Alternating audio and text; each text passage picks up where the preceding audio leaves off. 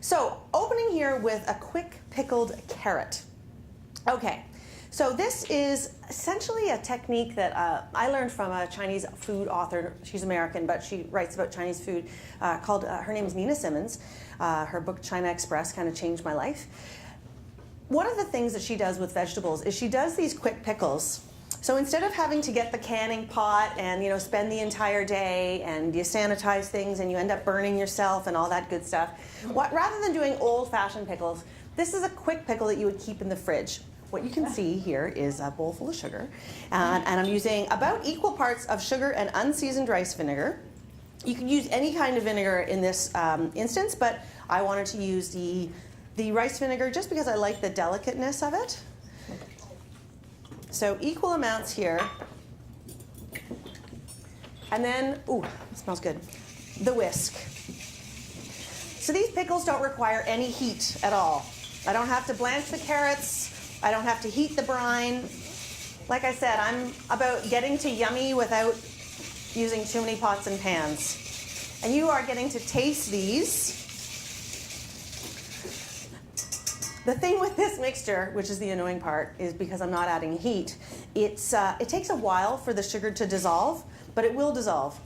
If I added heat, it would go faster, but then I would have to chill down the mixture, so ultimately, in the end, net time, I'm not going to heat it up. So that's going to come together, soften up, and then for my carrots. I recently decided that carrots are the most underrated vegetable in the world, and I declared that to myself and anybody else in the shower who would listen. I feel like carrots are always around. First of all, you can get them. They're local. You can get them from January to December, Canadian-grown, usually Ontario-grown carrots. You put a bag in your freezer. Don't put a bag in your freezer, okay? That is not what I was trying to say. Put a bag in your fridge. Just want to make sure you're all awake. You put a bag in your fridge, and they just last and last and last and last and last. And maybe they're not as crispy and crunchy as fresh as they were when you bought them 2 months ago, but they're still good. They're still good in soups and risottos and roasts and all that good stuff. So I love carrots. They're cheap, they're easy, they're full of vitamins and minerals and all that good stuff. Ooh, and a funky little bit right there.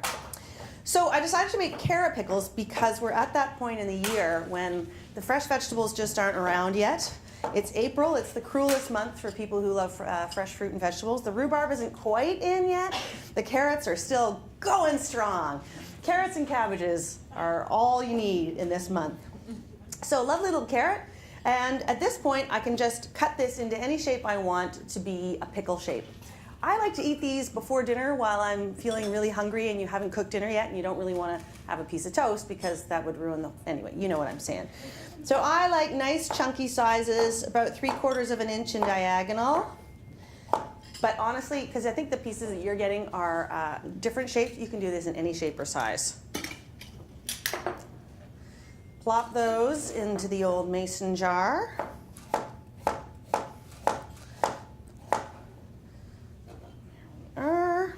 And although I have given specific measurements for this in the recipe, you can play with this in terms of how much you want to make. Maybe you just need one little small jar for yourself to have at your desk.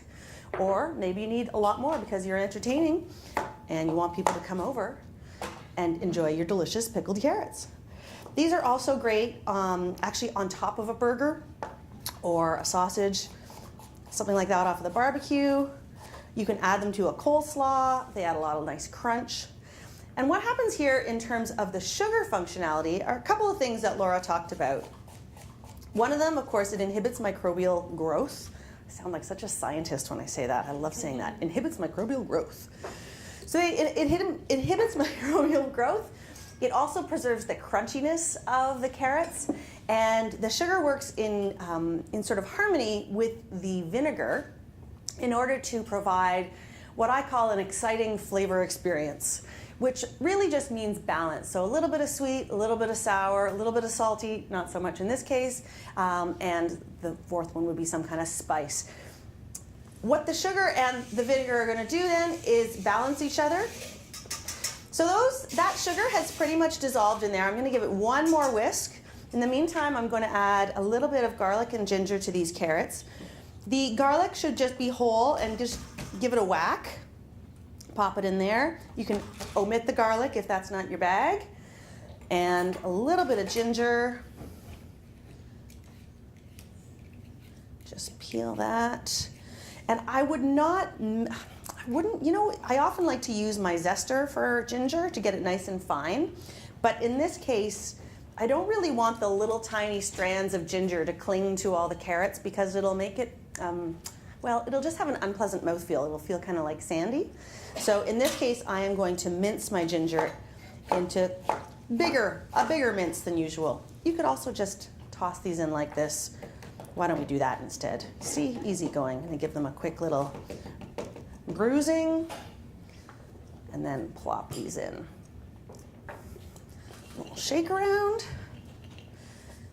These carrots pickles really don't need the ginger or the garlic. That's just for pizzazz. Another great way to add pizzazz would be with a whole cinnamon stick or a star anise or a handful of cumin seeds. That would take it sort of more into a Moroccan vein.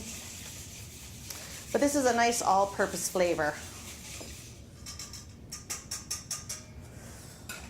So easy peasy. This brine just goes into the jar. Now I have cut too many carrots. I got excited. I should have only cut 3. I cut 4. See, you should always follow the recipe. That is lesson number 1. What I would be looking for is for that brine to come right up to the surface of the carrot. Pop the lid on, pop it in the fridge. 6 hours later, I've got pickles. And they just keep getting better and better. The garlic will continue to permeate. I actually like to take the garlic out after about 24 hours because then the next thing you know, you've got garlic pickles. The ginger is fantastic. It just develops and continues to grow. And really, you can keep these in the fridge. They don't last longer than a week for me because I eat them all, but you can keep them for over a week. And they just, as I said, they get better and better, but they stay crunchy. And that is the fun part. They're still going to be crunchy. They're not going to disintegrate. And I haven't even had to turn the oven on, which is a great way to start. I told you about the cinnamon stick. You can use any type of vinegar. Citrus doesn't really work in the same way, although lemon juice would work. It would have that same acidic reaction. But red wine vinegar, balsamic vinegar would be dark, so maybe not the most attractive. Even plain old-fashioned white vinegar. It all works.